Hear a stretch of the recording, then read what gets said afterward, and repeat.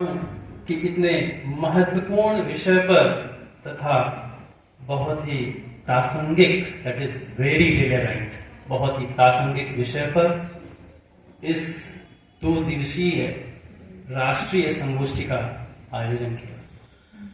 और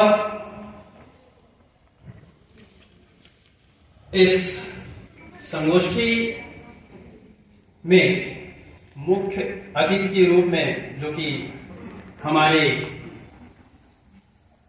जो हमारा उच्च शिक्षा विभाग है, यहाँ उसके मुखिया माननीय श्री इंदर सिंह परमार जी, जो कि हमारे उच्च शिक्षा मंत्री हैं, तथा सारस्वत उद्बोधन के लिए डॉक्टर सदानंद सप्रे सर, जो कि सेवानिवृत्त प्राध्यापक रहे हैं राष्ट्रीय प्रौद्योगिकी संस्थान भोपाल के, और विशिष्ट अतिथि के रूप में डॉक्टर भारती कुम्हारे साकंकर मैडम, तथा की नोट स्पीकर के रूप में हमने सुना डॉक्टर कवेंद्र कियावत सर को, जिनका उद्बोधन बहुत ही शानदार रहा।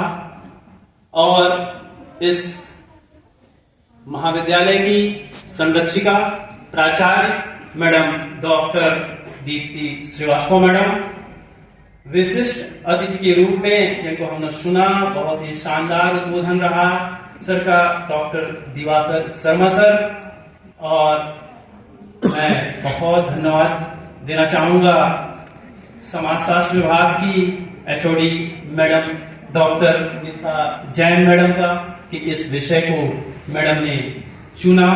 और समाजशास्त्र विभाग के doctor Manisha Sharma madam, doctor Archana Chauhan madam, doctor Ranu Verma madam, doctor Nutan Kewat madam तथा डॉक्टर कीर्ति वर्मा मैडम। और मेरा मानना है कि कोई भी प्रोग्राम किसी भी महाविद्यालय, किसी भी संस्था में आयोजित होता है, वो अकेले नहीं हो सकता।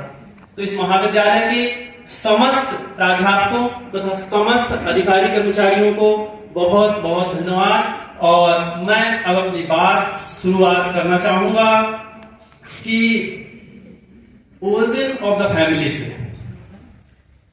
परिवार का जो ओरिजिन है, उत्पत्ति है, कहां से देखें, from where the family originated, हुआ कहां से। तो we have different types of views.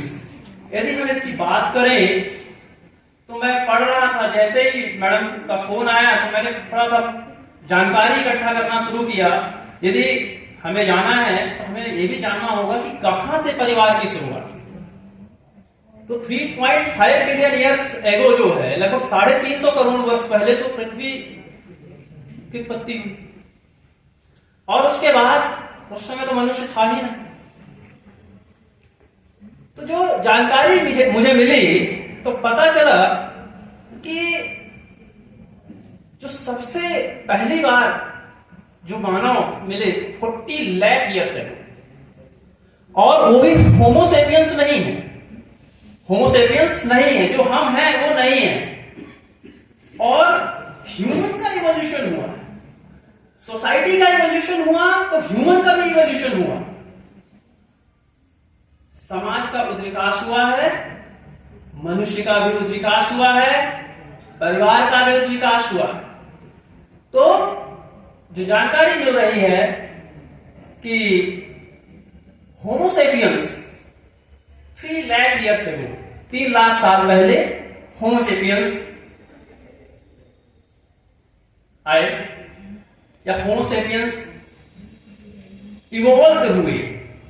जिस प्रकार से विवाह का स्वरूप, परिवार का स्वरूप आज जैसा है, वैसा 50 साल पहले, 100 साल पहले नहीं था। ये सारी चीजें उद्विकसित हुई हैं। मेरा सौभाग्य है कि मैं इससे पहले के विद्वान, जिनको मैं सिर्फ सुनता था, आदरणीय व्यास साहब, आदरणीय दिवाकर शर्मा सर साहब, जो कि बहुत ही देश के जाने माने एकेडमिशियन हैं, मुझे सुनने का सौभाग्य मिला। अब आगे मैं बढ़ता हूं तो एक बात हमेशा मुझे लगता है कि कोई भी चीज है जो शुरू में आती है अपने सिंपलेस्ट फॉर्म में रहती है, अपने सरल फॉर्म में रहती है, और जैसे जैसे चीजें बढ़ती हैं दैट बिकम्स कॉम्प्लिकेटेड, वो धीरे धीरे धीरे धीरे जटिल होती जाती है। और मैं समाजशास्त्र का विद्यार्थी हूं और समाजशास्त्र में दुर्खिम का यहाँ पे नाम लेना बड़ा इंपॉर्टेंट हो जाता है कि दुर्खिम ने समाज में श्रम विभाजन का सिद्धांत दिया था अपनी किताब the division of labour in society 1893, और वहीं पे उन्होंने कह दिया था कि जैसे जैसे समाज आगे बढ़ेगा जटिलता बढ़ती जाएगी और दंड के स्वरूप भी बदलते जाएंगे।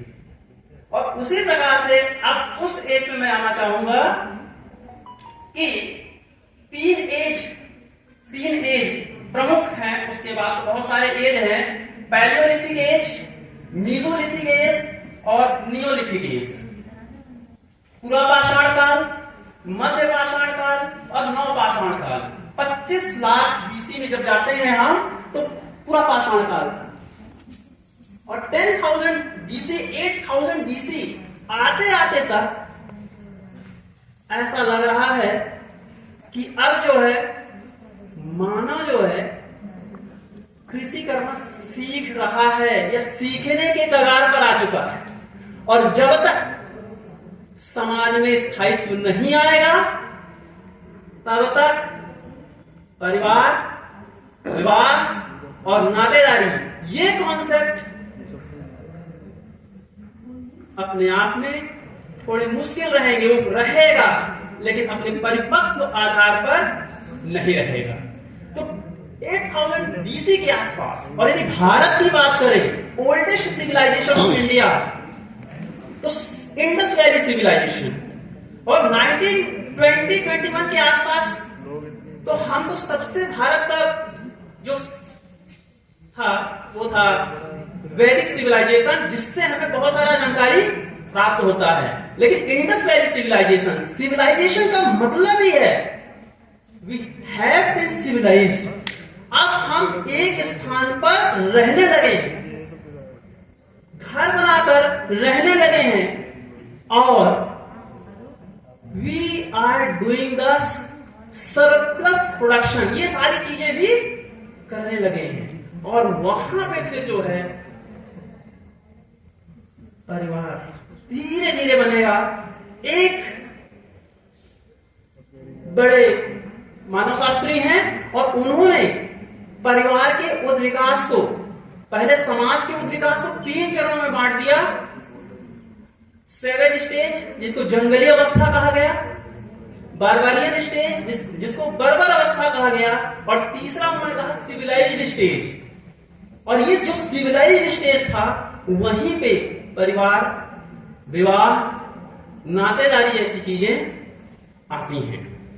अब बात करें कि परिवार का स्वरूप था क्या, तो जब हम सिविलाइज्ड ही नहीं है, जंगली अवस्था में है, तो परिवार की तो वहां पे कल्पना ही नहीं है। तो उसके जो इवोल्यूशन हुआ है उसके कुछ चरणों को उन्होंने बताया है, और 4-5 चरण बताए हैं। मैं उस पर ज्यादा बात नहीं करूंगा, लेकिन इतना जरूर कहूंगा कि चरण इस प्रकार से है। प्रोमिस्क्यूअस फैमिली, वहां पे नो रूल ऑफ फैमिली।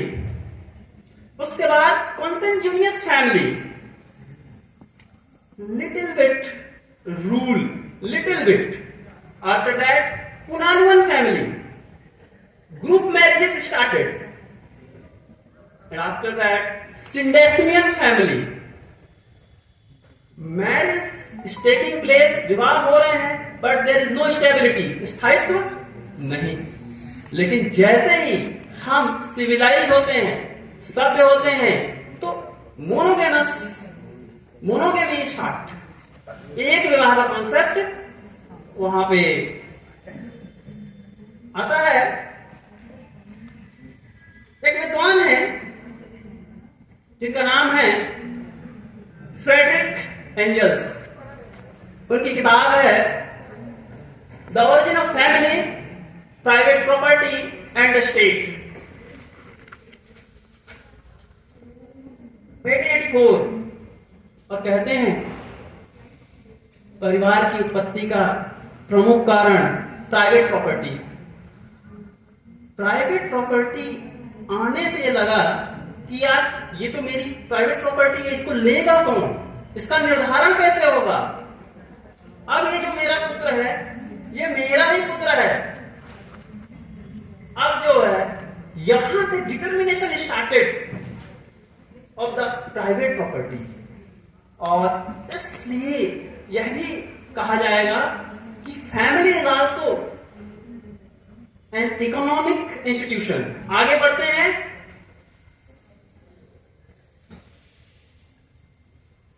मैं थोड़ी बात और कहूंगा कि भारत की जो पारिवारिक व्यवस्था लें तो हम ये ना माने कि मध्य प्रदेश में जो family marriage and kinship system है that is in all over the India और in all over the world.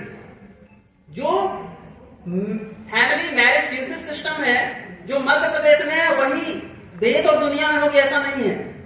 Bharat में ही आप देखेंगे when you go to the south India, southern India में जब आप जाते हैं फैमिली स्ट्रक्चर, किनशिप स्ट्रक्चर और जो मैरिज स्ट्रक्चर है वो बदल जाता है। जब आप नॉर्थ ईस्ट में जाते हैं इट बिकम्स चेंज्ड, वहां पे भी आपको अलग मिलेगा। एक हफ्ता पहले सर मैडम मैं एक डॉक्यूमेंट्री देख रहा था खासी जनजाति के ऊपर जो कि मेघालय की है। गारो खासी और जयंतिया हिल्स पे जो रहती हैं, तो खासी जनजाति के ऊपर मैं डॉक्यूमेंट्री देख रहा था। राज्यसभा टीवी में आप लोगों को मिल जाएगा और बहुत शानदार उसमें दिखाया है। खासी जनजाति आज भी मैट्रिलिनियल है, मातृवंशीय है, मातृ स्थानीय है और मातृ सत्तात्मक। मालाबार के नायरों का एग्जाम्पल जब आप देखते हो, केरल में मालाबार के नायर थे, उनमें भी आपको अलग प्रकार का मिलेगा। जब आप उत्तराखंड का खस जनजाति को देखते हैं वहां पे बहुपति की प्रथा प्रचलित थी और संतान के निर्धारण की भी एक परंपरा थी जिसको कहा जाता था पुरुषोत्तमी। मेरे पास उतना समय नहीं है, नहीं तो मैं उसको विस्तृत तरीके से बताता। खैर मैं कुछ चैलेंजेस मैं भी बताना चाहूंगा।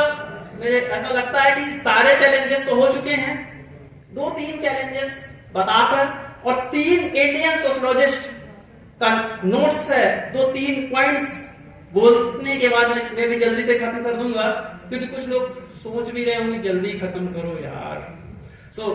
करूंगा तो कुछ चुनौतियों पर भी आ जाऊंगा, उतना समय है नहीं।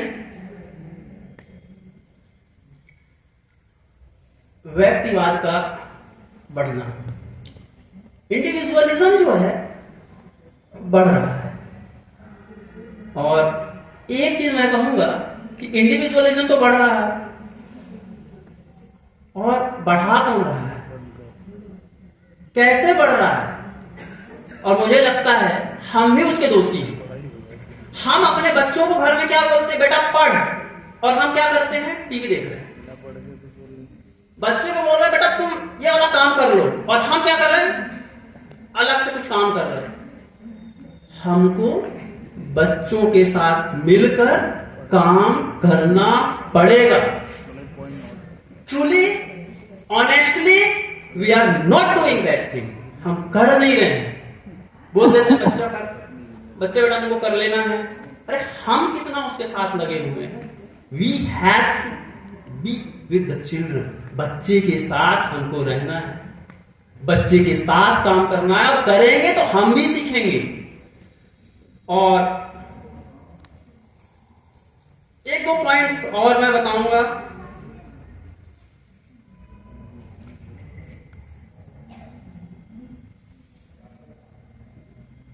अंतरपीढ़ी संघर्ष की सर ने इतनी शानदार बात कही, इतने अच्छे उदाहरण से समझाया।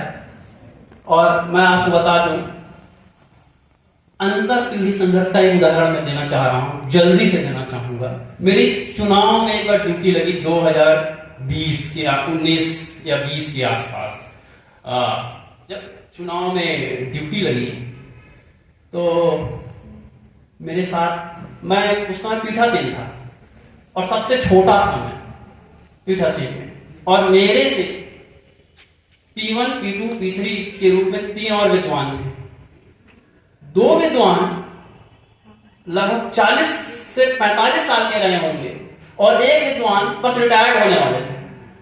जो रिटायर्ड होने वाले थे वही बार मेरे को समझ रहे थे, और बाकी 2 लोग यही सोच रहे थे तो इसी का काम है, पूरा चुनाव इसी के माथे है। लेकिन जो रिटायर्ड होने वाले थे उन्होंने मेरे को सिखाया, बेटा तुमको ऐसा ऐसा काम करना है और चुनाव संपन्न हो। लेकिन वो जो 2 लोग थे वो ये सोच रहे थे कि हमको सिखाने आया है, अरे भैया मेरे को भेज दे तो मैं क्या करूं, दैट इज माई रिस्पॉन्सिबिलिटी, मेरे को वो काम करना है। लेकिन वो सर का मैं धन्यवाद करना चाहूंगा जिन्होंने मेरे को बताया। तो यहां पे क्या है इंपॉर्टेंट, और इशू यही है कि हमें अहंकार छोड़ना होगा, अहंकार छोड़ना होगा। और हर व्यक्ति में अहंकार, फ्रायड का जब ईड ईगो और सुपर ईगो मैं पढ़ता हूं, और 3 विद्वान आईपी देसाई सर ने जिक्र किया, केएम कपाड़िया जी का जिक्र किया, और सर ने मैं अपने से जिक्र कर रहा हूं इरावती कर्वे जी का, जिनकी किताब है principle organisation in India, family marriage in India, KM Kapadia ji का है। और देसाई साहब का महुआ जो क्षेत्र है गुजरात का, वहां पे अध्ययन किया है। और आईपी देसाई जी ने कहा था कि भले ही हम अलग अलग रह रहे हैं, हमारे दादा दादी अलग रह रहे हैं, लेकिन दादा या दादी की तबीयत खराब होती है तो भले ही आप न्यूक्लियर फैमिली में रहो, आपको दर्द होता है कि दादा या दादी की तबीयत खराब है, आप फोन लगा के पूछते हो। ये तो ज्वाइंटनेस है, फीलिंग इज ज्वाइंटनेस, भले आप न्यूक्लियर में रह रहे हो तो क्या दिक्कत। सो हमें समझना पड़ेगा इंडस्ट्रियलाइजेशन और वर्क लाइफ बैलेंस, और बहुत सारी चीजें ऐसे हैं जिससे कहा आपका कंपल्सन है, आपका कंपल्सन है अकेले में रहना या न्यूक्लियर फैमिली के रूप में रहना। और समय जा रहा है, बोलने के लिए बहुत कुछ है, और सप्रेसर ने जो बात लाइन कही थी उस लाइन को मैं भी दोहराते हुए बात खत्म करूंगा कि यूनान मिस्र रोमा सब मिट गए जहां से, यूनान मिस्र रोमा सब मिट गए जहां से, लेकिन अब ये बाकी नामो निशा हमारा। क्या बात है कि हस्ती मिटती नहीं हमारी, क्या बात है कि हस्ती मिटती नहीं हमारी, और वो भी रहा है दुश्मन दौरे जमा हमारा। जय हिंद, जय भारत।